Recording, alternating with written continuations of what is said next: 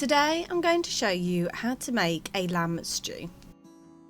You will need 350 grams of diced lamb. I have used lamb shoulder, but use whichever lamb cut you want. 2 red onions, 4 garlic cloves, 2 tablespoons of tomato puree, 2 carrots, 100 grams of peas, 3 tablespoons of Worcestershire sauce, 500 millilitres of stock, either lamb or beef, 1 tablespoon of plain flour, 2 teaspoons of dried rosemary, and salt and pepper to taste.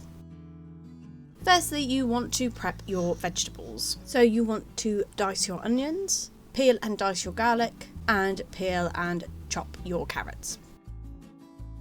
Firstly, in a saucepan, you want to fry your lamb.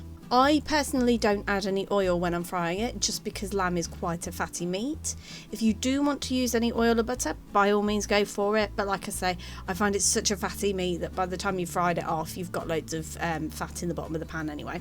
Then add your onions, your garlic, and your carrots, and sweat for about 5 minutes.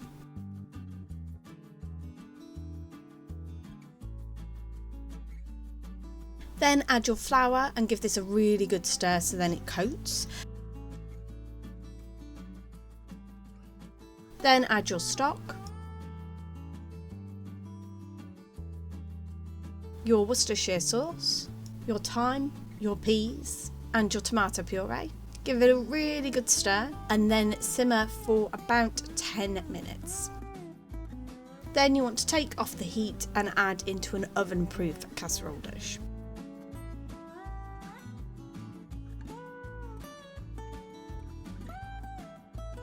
Pop this in a preheated oven at gas mark 3, 160 degrees centigrade or 140 fan assisted, and cook for 2.5 hours. And there you have it. That's how you make lamb stew.